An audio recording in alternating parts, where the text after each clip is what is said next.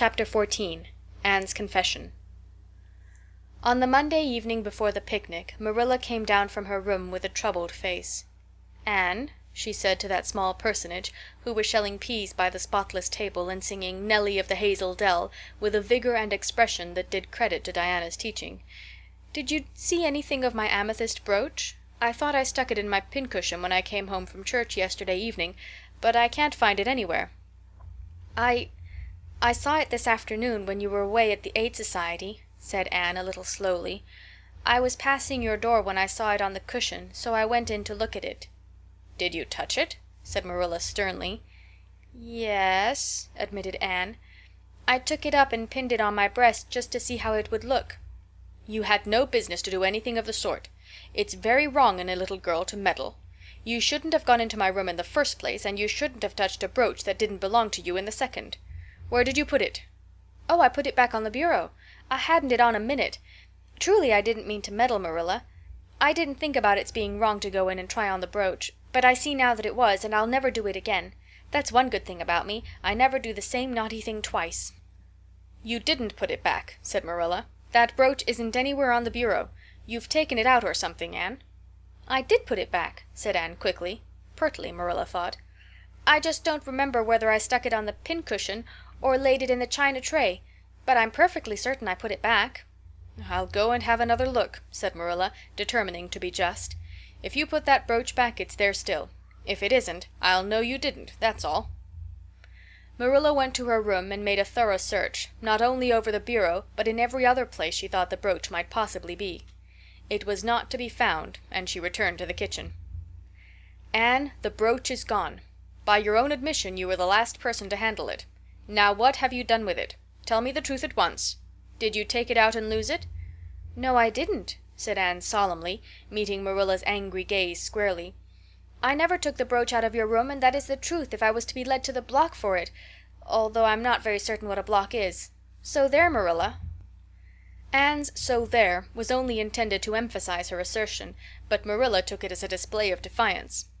"I believe you are telling me a falsehood, Anne," she said sharply. "I know you are. There now, don't say anything more unless you are prepared to tell the whole truth. Go to your room and stay there until you are ready to confess." "Will I take the peas with me?" said Anne meekly. "No, I'll finish shelling them myself. Do as I bid you." When Anne had gone, Marilla went about her evening tasks in a very disturbed state of mind. She was worried about her valuable brooch. What if Anne had lost it? And how wicked of the child to deny having taken it when anybody could see she must have. With such an innocent face, too. "I don't know what I wouldn't sooner have had happen," thought Marilla, as she nervously shelled the peas. "Of course, I don't suppose she meant to steal it or anything like that. She's just taken it to play with or help along that imagination of hers. She must have taken it, that's clear, for there hasn't been a soul in that room since she was in it, by her own story, until I went up tonight. And the brooch is gone. There's nothing surer. I suppose she has lost it and is afraid to own up for fear she'll be punished. It's a dreadful thing to think she tells falsehoods. It's a far worse thing than her fit of temper. It's a fearful responsibility to have a child in your house you can't trust. Slyness and untruthfulness, that's what she has displayed. I declare I feel worse about that than about the brooch. If she'd only have told the truth about it I wouldn't mind so much." Marilla went to her room at intervals all through the evening and searched for the brooch without finding it. A bedtime visit to the east gable produced no result. Anne persisted in denying that she knew anything about the brooch, but Marilla was only the more firmly convinced that she did. She told Matthew the story the next morning. Matthew was confounded and puzzled. He could not so quickly lose faith in Anne, but he had to admit that circumstances were against her. "You're sure it hasn't fell down behind the bureau?" was the only suggestion he could offer. "I've moved the bureau, and I've taken out the drawers, and I've looked in every crack and cranny," was Marilla's positive answer. "The brooch is gone, and that child has taken it and lied about it. That's the plain, ugly truth, Matthew Cuthbert, and we might as well look it in the face." "Well now, what are you going to do about it?" Matthew asked forlornly, feeling secretly thankful that Marilla and not he had to deal with the situation. He felt no desire to put his oar in this time. "She'll stay in her room until she confesses," said Marilla grimly, remembering the success of this method in the former case. "Then we'll see. Perhaps we'll be able to find the brooch if she'll only tell where she took it, but in any case she'll have to be severely punished, Matthew." "Well now, you'll have to punish her," said Matthew, reaching for his hat. "I've nothing to do with it, remember. You warned me off yourself." Marilla felt deserted by everyone. She could not even go to Mrs. Lynde for advice. She went up to the east gable with a very serious face, and left it with a face more serious still. Anne steadfastly refused to confess. She persisted in asserting that she had not taken the brooch. The child had evidently been crying, and Marilla felt a pang of pity which she sternly repressed. By night she was, as she expressed it, beat out. "You'll stay in this room until you confess, Anne. You can make up your mind to that," she said firmly. "But the picnic is tomorrow, Marilla," cried Anne. "You won't keep me from going to that, will you? You'll just let me out for the afternoon, won't you? Then I'll stay here as long as you like afterwards, cheerfully. But I must go to the picnic." "You'll not go to picnics nor anywhere else until you've confessed, Anne." "Oh, Marilla!" gasped Anne. But Marilla had gone out and shut the door. Wednesday morning dawned as bright and fair as if expressly made to order for the picnic. Birds sang around Green Gables. The Madonna lilies in the garden sent out whiffs of perfume that entered in on viewless winds at every door and window, and wandered through halls and rooms like spirits of benediction. The birches in the hollow waved joyful hands as if watching for Anne's usual morning greeting from the east gable. But Anne was not at her window. When Marilla took her breakfast up to her, she found the child sitting primly on her bed, pale and resolute, with tight-shut lips and gleaming eyes. "Marilla, I'm ready to confess." "Ah!" Marilla laid down her tray. Once again her method had succeeded, but her success was very bitter to her. "Let me hear what you have to say, then, Anne." "I took the amethyst brooch," said Anne, as if repeating a lesson she had learned. "I took it just as you said. I didn't mean to take it when I went in, but it did look so beautiful, Marilla, when I pinned it on my breast, that I was overcome by an irresistible temptation. I imagined how perfectly thrilling it would be to take it to Idlewild and play that I was the Lady Cordelia Fitzgerald. It would be so much easier to imagine I was the Lady Cordelia if I had a real amethyst brooch on. Diana and I made necklaces of roseberries, but what are roseberries compared to amethysts? So I took the brooch. I thought I could put it back before you came home. I went all the way around by the road to lengthen out the time. When I was going over the bridge across the Lake of Shining Waters, I took the brooch off to have another look at it. Oh, how it did shine in the sunlight. And then, when I was leaning over the bridge, it just slipped through my fingers, so, and went down, down, down, all purply sparkling, and sank forevermore beneath the Lake of Shining Waters. And that's the best I can do at confessing, Marilla." Marilla felt hot anger surge up into her heart again. This child had taken and lost her treasured amethyst brooch, and now sat there calmly reciting the details thereof without the least apparent compunction or repentance. "Anne, this is terrible," she said, trying to speak calmly. "You are the very wickedest girl I ever heard of." "Yes, I suppose I am," agreed Anne tranquilly, "and I know I'll have to be punished. It'll be your duty to punish me, Marilla. Won't you please get it over right off, because I'd like to go to the picnic with nothing on my mind." "Picnic, indeed! You'll go to no picnic today, Anne Shirley. That shall be your punishment. And it isn't half severe enough either for what you've done." "Not go to the picnic!" Anne sprang to her feet and clutched Marilla's hand. "But you promised me I might. Oh, Marilla, I must go to the picnic. That was why I confessed. Punish me any way you like but that.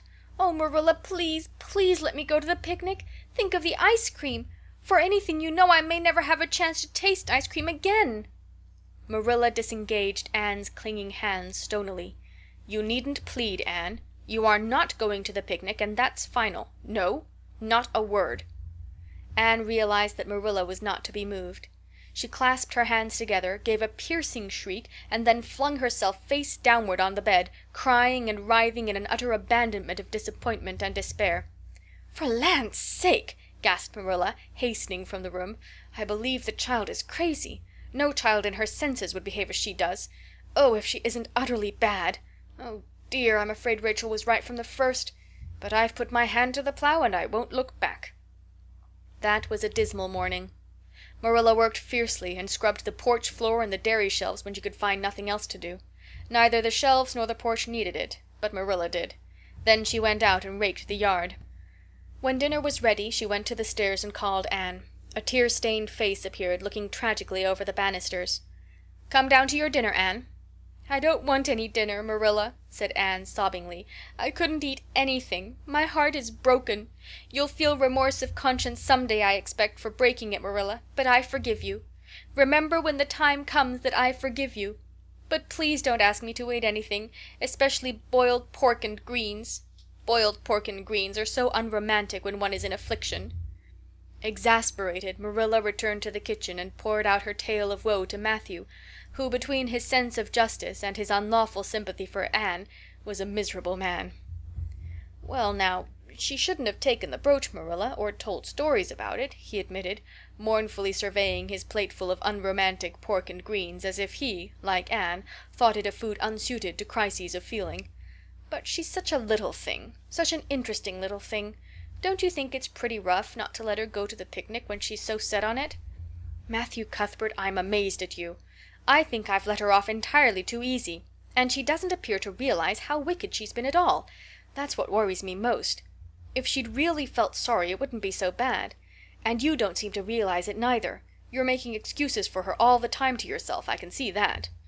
"Well now, she's such a little thing," feebly reiterated Matthew, "and there should be allowances made, Marilla. You know she's never had any bringing up."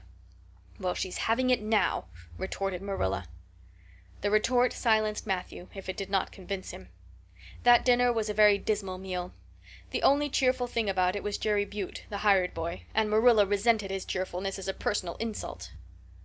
When her dishes were washed and her bread sponge set and her hens fed, Marilla remembered that she had noticed a small rent in her best black lace shawl when she had taken it off on Monday afternoon on returning from the Ladies' Aid.